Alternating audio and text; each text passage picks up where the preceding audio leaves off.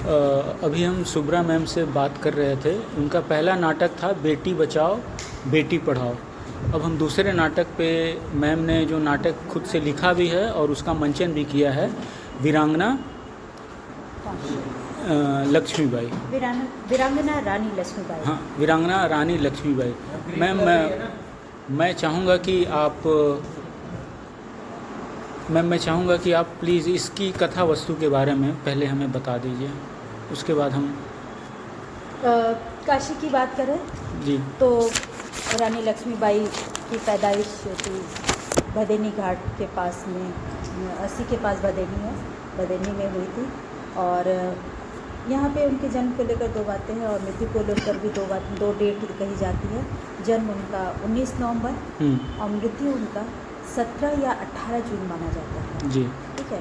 तो 5 साल पहले 2017 में मुझे लगा कि रानी लक्ष्मीबाई के बारे में कुछ करना चाहिए। यहाँ पे एक अभ्युदय नाट्य संस्थान है, उन्होंने मुझे कहा रानी लक्ष्मीबाई करना है जी। तो उस समय कहानी हम लोग कई लोग मिल के लिखे, इतिहास की कहानियाँ हैं तो कई लोग मिल के लिखे, लेकिन बाद में कई चीज़ों को लेकर थोड़ी प्रॉब्लम आई तो मैंने खुद से वीरांगना रानी लक्ष्मीबाई लिखा जी। और उस पर मेरा एक ऑडियो नरेशन भी है जी। वो मैं आपको दूँगी। मैं भारत हूँ करके जी। बस। तो रानी लक्ष्मीबाई का आपने पूछा कि नाटक का थीम क्या था जी। मैंने उसमें ये दिखाया कि काशी की बेटी रानी लक्ष्मीबाई मणिकर्णिका से मर्दानी तक, मणिकर्णिका उनका यहाँ पर नाम था। जब शादी हुआ तो वो रानी लक्ष्मीबाई बन गई। प्यार से पेशवा उन्हें छबीली के नाम से बोला करते थे। इन सब बातों का मैंने उसमें जिक्र किया। फिर उनकी शादी होती है उनसे, गंगा राव से उनकी शादी होती है। शादी के बाद वो झांसी चली जाती हैं और जो स्ट्रगल रानी के जीवन का, कहने को तो वो रानी लक्ष्मीबाई थी लेकिन वो देश को लेकर जितना अपनी लाइफ में स्ट्रगल की वो बहुत बड़ा त्याग था एक जीवन का। वो चाहती तो रानी थी और अपने उसमें बैठी रहती राजमहल में, देश में क्या हो रहा है उससे उनसे क्या मतलब था। लेकिन 1857 की जो पहली लड़ाई थी जी, आज़ादी की पहली लड़ाई, उसमें रानी लक्ष्मीबाई ने बढ़ चढ़ कर हिस्सा लिया। नाना साहब, तात्या टोपे, गौस खां, इस समय गौस खां वगैरह तो शादी के बाद उनको वहाँ पर दरबार में मिले, लेकिन नाना साहब और तात्या टोपे उनके बचपन के साथ थे। तो उनके साथ जो उन्होंने सीखा था वो उसको मैंने काफ़ी काम किया। और इसमें मैंने इस नाटक में एक और चीज़ जोड़ी थी, सुभद्रा कुमारी चौहान का जो पोइट्री है, खूब लड़ी मर्दानी वो तो झांसी वाली रानी थी, उसको फिल्मों में भी यूज़ किया गया, उसको किया गया, मैंने उसको भी यूज़ किया गया। जैसे अभी जो हमारी मणिकर्णिका फिल्म आई थी ना, फिल्म बाद में बनी थी, उससे पहले ही 2017 में हमने शो किया था। तो हमने जो शो किया था और हमारे बहुत सारे बच्चे थे, 20-25 बच्चे उसमें काम किए थे। जब हम लोगों ने फिल्म में देखा कि जो सुभद्रा कुमारी चौहान की पोइट्री है उसको हमने नाटक में जिस तरह यूज़ किया था कि पोइट्री चल रही है और पोइट्री के पीछे वो दृश्य दिखाया जा रहा है। नाना के संग पढ़ती थी तो नाना के संग खेली थी, खूब लड़ी मर्दानी, जैसे जैसे हम लोग उसको दिखा रहे हैं वहाँ पर same cheese you can't believe कि फिल्म में दिखाया गया। जबकि हमने 2017 में किया था, फिल्म आई 2018 में। हमारे बच्चों ने कहा मैम जो आप पहले फिल्म डिज़ाइन कर चुकी थी वैसे नाटक को डिज़ाइन की थी, आज फिल्म वाले वही डिज़ाइन कर रहे। हमने कहा कोई बात नहीं। ऐसा इंसिडेंट मेरे साथ 2 बार हुआ। बनारस लव स्टोरी, यहाँ पे एक नाटक हो रहा था भरत गुप्ता जी का जिसमें मैं एक्ट कर रही थी, 2003 की बात है, 3 और 2 की बात है। थोड़े दिन बाद बनारस लव स्टोरी मूवी आ गई जी। फिर हुआ कि अरे हम लोग तो कर रहे थे और ऐसा आ गया। तो ऐसे ऐसे इंसिडेंट यहाँ पे होते रहते हैं छोटे मोटे। तो रानी लक्ष्मीबाई का मेरा एक अच्छा एक्सपीरियंस था, लेकिन जब भी हम उसमें तलवारबाजी करने की बात करते थे तो हमारे तलवार से हमेशा किसी बच्चे का थोड़ा नाक कटा, किसी का हाथ कटा, तो बच्चे कहते थे कि मैम रानी लक्ष्मीबाई को जब करते हैं तो ये खून मांगता है, बिना खून बहे हम लोगों का ये नाटक नहीं होता है। 5 शो किया, 5 में कुछ ना कुछ थोड़ा बहुत हुआ। खैर तलवारबाजी करेंगे तो इतनी आसानी से तो कुछ नहीं कर लेंगे, तो ओवरऑल ठीक ठाक रहा हम लोगों का। अब आप रानी लक्ष्मीबाई के बारे में, तो हमने लास्ट में उनका ये स्ट्रगल दिखाया कि अगर अंग्रेज़ों हमारे जो सेना के सिपाही थे अगर वो धोखा नहीं करते तो रानी की विजय हमेशा से होती थी और होती है। तो वो उस जगह पे धोखे के कारण वो हार गए, लेकिन देश को तो उन्होंने एक अपने को एक आईना के रूप में देश में प्रस्तुत किया। ये रानी लक्ष्मीबाई की बहुत बड़ी खासियत। जी। अच्छा मैम, इसकी आप कथ्य के बारे में तो आपने बता दिया, इसकी प्रस्तुतिकरण की शैली क्या है? जैसे संगीत प्रधान सांगीतिक नाटक है, लोक नाट्य शैली का यूज़ है, यथार्थवादी शैली है, या कोई और फॉर्म जो आपने यूज़ किया मैंने हो? इसमें संगीत का पूरा प्रयोग किया, हम्म, कॉस्ट्यूम का भरपूर प्रयोग किया और यथार्थवादी ही शैली में किया। जो ओके। हमारी भाषा और बोली थी वो हिंदी थी और कुछ कुछ बोली बुंदेलखंडी थी। ये बोली का जहाँ हमने प्रयोग किया वो बुंदेलखंडी थी। बोली कौन कौन सी थी मैम? बुंदेलखंडी और ये अपनी हिंदी, दो। हिंदी तो भाषा हो गई, बुंदेलखंडी बोली। बोली।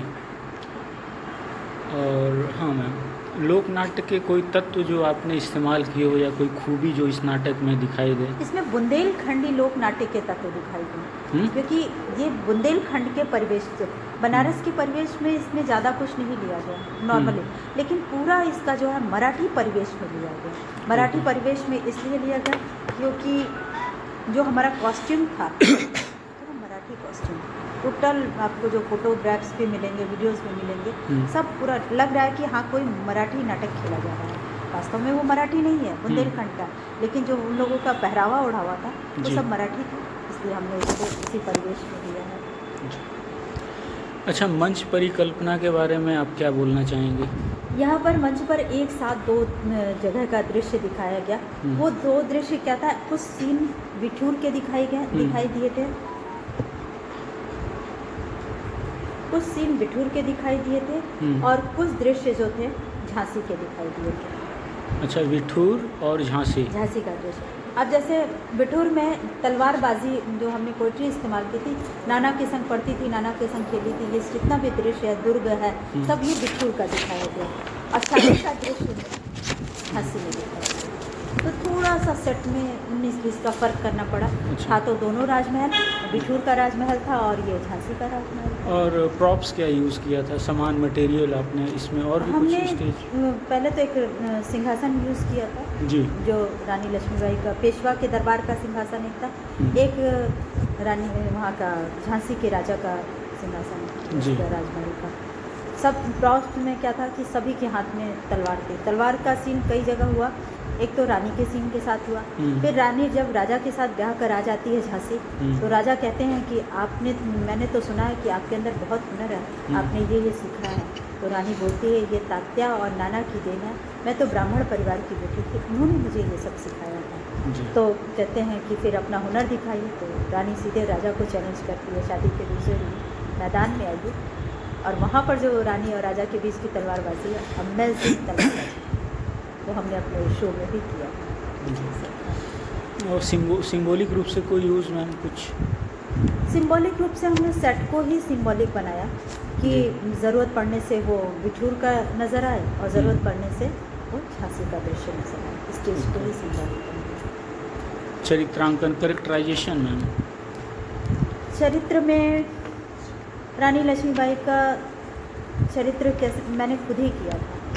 अच्छा, मैंने खुद ही किया, और उसमें 2 रानी मैंने बनाया था। शादी के पहले तक की रानी मैं थी, और शादी के बाद जैसे ही रानी विडो होती है, एक पर्दे से मैंने उसके दृश्य को बदला। रानी, ये जो शादीशुदा रानी है वो खड़ी है, और जो विधवा रानी है, ये रानी ऐसे पलट के घूमती है, फ्रंट पर विडो रानी आ जाती है, और वहाँ से फिर युद्ध आरंभ हो जाता है। तो विधवा रानी मतलब किसी और ने किरदार निभाया? हाँ, दूसरी लड़की थी, हमारी प्रगति जायसवाल एक लड़की थी, उसने। जी। हर बार मैंने 2 रानी का इस्तेमाल किया, ये मेरा प्रयोग था। एक रानी को मैंने नहीं दिखाया, क्योंकि फिल्म हम कर नहीं रहे हैं, हम स्टेज शो कर रहे हैं। अभी हम किसी को लाल हरे नीले कपड़े में दिखा रहे हैं, और फ्यू सेकंड बाद, not few minute, few second बाद हम इसको कैसे कॉस्ट्यूम बदल सकते हैं? हम ऐसे घूम रहे हैं, एक पहली रानी घूम रही है, दूसरी रानी एंट्री कर रही है, और एंट्री जब कर रही है तो ये घूम गई, इसके आगे लोगों में हल्का सा लाइट का हमने भ्रम पैदा किया, यहाँ पे लाइट टीम करी, छोटी रानी गए, अच्छा, फेड आउट हल्का सा लाइट डिम किया। अच्छा, फेड आउट पूरा नहीं किया, तो फिर वो कलर चेंज होने का नहीं दिखता लोगों को अगर फेड आउट कर देते हैं। Dim light to bring other Jhansi की रानी अदर कैरेक्टर वो आ गई, और उसका कॉस्ट्यूम बिल्कुल चेंज। क्योंकि ये रानी दिखा रही है ना, ब्याह हुआ, रानी बनाई झांसी में, उसके बाद सो विधवा भी हो गई, ऐसा हुआ। तो सारा कुछ पोइट्री से हमने किया था। पोइट्री को हमने कट कट करके जोड़ा था। अच्छा। जैसा दृश्य चल रहा था उसके अनुसार मैंने पोइट्री जोड़ा था। जी मैम। इसका स्टार्टिंग ही हमने जो किया था हम्म। वो तलवारबाजी से किया था। हम्म। हमारे कुछ एक्टर जो थे वो तलवारबाजी, वो था गाना था, उस गाने की म्यूज़िक के साथ में बुंदेले हर बोलो का खूब जोश भरा म्यूज़िक, उसके साथ तलवारबाजी, वहाँ से शुरू होता है और फिर तो कहानी शुरू हो ही जाती है। मैम, संवाद के बारे में क्या आपका विचार है? कोच प्रधान रानी का जो अपनी उनसे था, जब लास्ट में रानी मरने के पहले, जो रानी के राजा के मरने के बाद युद्ध के पहले जो रानी के अंदर शक्ति होती है, बहुत ही स्ट्रॉन्ग रानी वहाँ पे दिखाया गया है। और जब रानी कहती है, मैं अंग्रेज़ों से बात होती है, कहती है कि मैं अपनी झांसी नहीं दूँगी, वहाँ से जो संवाद होता है वो कट टू कट बहुत स्ट्रॉन्ग संवाद। उसमें कई कैरेक्टर है, काले खां है, गौस खां है, झलकारी बाई है, मोती बाई है, ये सारे रानी के सैनिक हुआ करते थे। इनके साथ कैसे रानी को फटाफट ऑर्डर देना है, युद्ध की तैयारी करनी है, संवाद कैसे करना, नाना साहेब का लड़ाई के समय ना। हाँ, ये बहुत ही मतलब स्ट्रॉन्ग पार्ट था हमारे नाटक का। मतलब और उसके पहले to- मेलोडियस है, राजा रानी का लव भी चल रहा है, बच्चा भी पैदा हो रहा है, पैथॉट भी आता है जब रानी का बच्चा मर जाता है, फिर राजा मरते हैं तो पूरा जीवन ही पलट जाता है रानी का। जी। उसके बाद असली रानी अपने फॉर्म में आती है, जो शादी के पहले थी वो जी। राजा के डेथ के बाद फॉर्म में आती है। जी।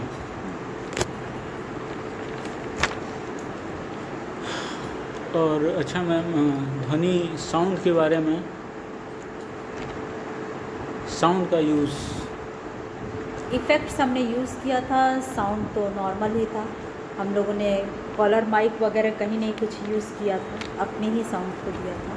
अच्छा, कॉलर माइक नो यूज़ नहीं कोई था। माइक हमने नहीं यूज़ किया, ऑडियो में जो रहा होगा वही माइक यूज़ हुआ। बैकग्राउंड म्यूजिक, बैकग्राउंड म्यूज़िक जैसा हमारा दृश्य चल रहा था वैसा था। और इसमें मैंने कुछ मेल और फीमेल वॉइस में पैथोटिक आलाप रखा था, जो कि राजा के मरने पर था। रानी खुद ही इतना तेज़ चीख के चिल्लाती है कि वहाँ पे शायद किसी म्यूज़िक की ज़रूरत ही नहीं थी, वो दृश्य इतना मार्वलस हो गया था, वहाँ पर उतना साउंड की ज़रूरत थी।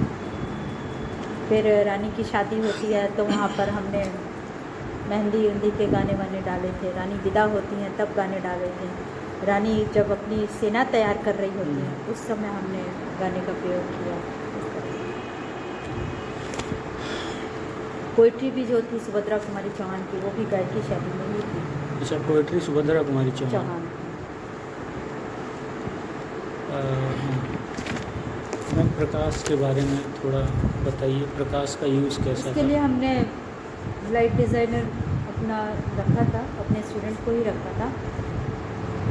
और ये नाटक पूरा करीब 36 लाइटों का हमने प्रयोग किया था। इसमें ज़्यादातर हमने सॉफ्ट लाइट फ्रिजनल का यूज़ किया था। Soft फ्रिजनल light। Is a very soft light. क्या मैम? फ्रिजनल सॉफ्ट लाइट है। अच्छा। तो वो क्या है कि आपके चेहरे पे बर्न नहीं हो रहा है। एलईडी का मैंने बिल्कुल प्रयोग नहीं किया। जी।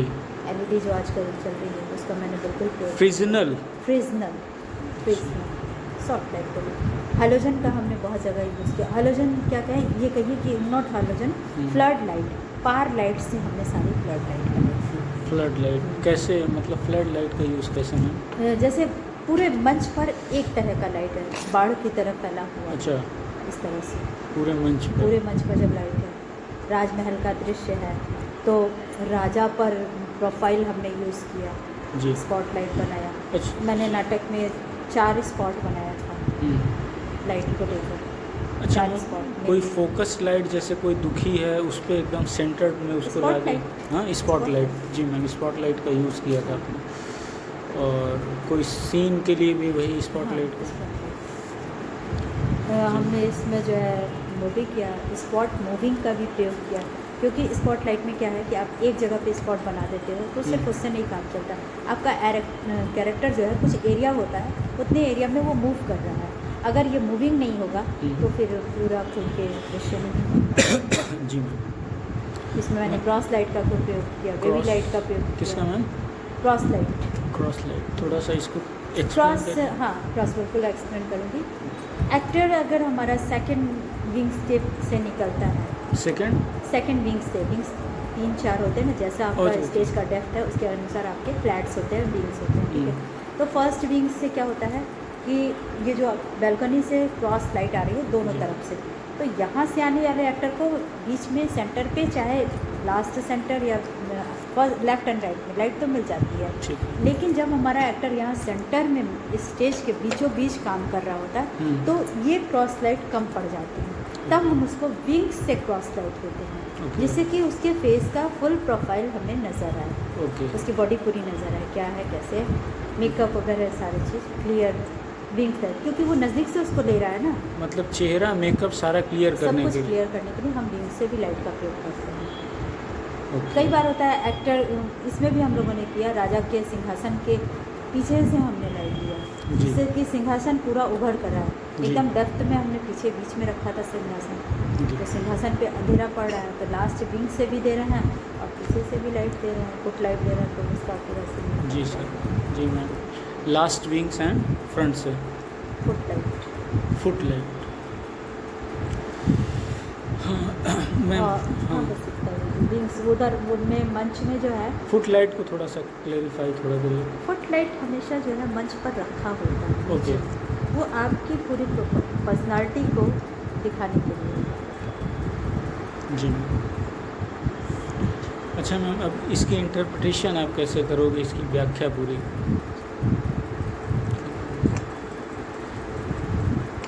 इसको बनारस में मेरा करने का एक उद्देश्य था, उसका इंटरप्रिटेशन ये है कि बनारस, पहले बात तो रानी लक्ष्मी बनारस की थी बेटी, और दूसरा आज़ादी की वीरांगनाओं में पहला नाम उसका है, जी। 1857 की आज़ादी की लड़ाई में। तो एक महिला कैरेक्टर होकर वो किस तरह से देश की आज़ादी में अपना भरपूर सहयोग दी, उसी को मैंने पूरा अच्छी तरह से दिखाया। यही मैं नारी सशक्तिकरण का रूप रानी लक्ष्मीबाई के रूप में दिखाया, यही मेरा साधारण सा इंटरप्रिटेशन है, कुछ खास नहीं। मतलब इस प्ले के द्वारा आपने नारी सशक्तिकरण, देशभक्ति और महिला का देश के लिए योगदान और पहली महिला होने का श्रेय, ये मैंने दिखाया। जी मैम। बहुत सारे हर फील्ड में कहीं ना कहीं पहली महिलाएं हैं, जी। चाहे वो एनी बेसेंट हो, चाहे वो कौन फुले हैं, और इंदिरा गांधी, ये सब तो पहली महिला है ना। प्रधानमंत्री पहली महिला है, कोई जी। प्रधानमंत्री राष्ट्रपति पहली बने, सावित्री बाई फुले, उन्होंने शिक्षा के क्षेत्र में पहली महिला उनको माना जाता है। पुरुष भी पढ़ रहे हैं लेकिन महिलाओं में उनका पहला, तो ये पहला जो वर्ड होता है मेरे लाइफ के साथ भी बहुत गहराई से जुड़ा हुआ है। मैं जहाँ भी देखी हूँ तो मैं अपने आप को शायद कुछ हद तक, जी। छोटी सी मेरी ज़िंदगी, उसमें मैं बहुत सी जगह पे अपने आप को पहला और अकेला पाती हूँ, ये चीज़ है। तो मैम, इसमें कुछ आपने हट के, लीक से हट के कुछ किया हो, जैसा आपको लगता हो कि जो ट्रेडिशनली जो चीज़ें आती रही हैं उनसे अलग आपने कुछ? इसमें क्या हुआ है कि लोग आज़ादी के नाम पे रानी लक्ष्मीबाई नाटक देखने आएंगे तो उनके दिमाग में सिर्फ एक बात होगा कि हम जो है आज़ादी की कोई लड़ाई देखने जाते हैं, रानी लक्ष्मीबाई जितना जो कैरेक्टर है उसी नाम को जानते हैं, जी। लेकिन उससे जुड़ी जो मेलोडियस चीज़ें हैं उसकी लाइफ में, सुंदर चीज़ें हैं, उन चीज़ों को, राजा रानी के प्रेम को भी मैंने मंच पर दिखाया, जी। नृत्य के माध्यम से दिखाया। म्यूज़िक चल रहा है, गाना नहीं चल, रिकॉर्डिंग नहीं है, पर ये दिखाया, ये मैंने प्रयोग किया। तलवारबाजी वजी तो कॉमन है, ही सब है। मैंने यही जो प्रयोग किया कि म्यूज़िक के थ्रू राजा रानी का रोमांस मैंने स्टेज पर दिखाया। यही ओके। प्रयोग किया। लोगों को लगा कि हाँ ये भी हो सकता है, रानी लक्ष्मीबाई गाते गाते जो है पूरा अपनी टीम तैयार कर रही है, इस तरह का दिखाया। हाँ, थैंक यू मैम, आपने अपना प्रेशियस समय दिया। अभी हम बात कर रहे थे भारतीय विद्यापीठ, जी मैम, महात्मा गांधी काशी हाँ, विद्यापीठ, महात्मा गांधी काशी विद्यापीठ की असिस्टेंट ड्रामा डिपार्टमेंट की असिस्टेंट प्रोफेसर और बनारस की प्रख्यात डायरेक्टर और महिलाओं में श्रेष्ठ डायरेक्टर में से एक शुभ्रा मैम से।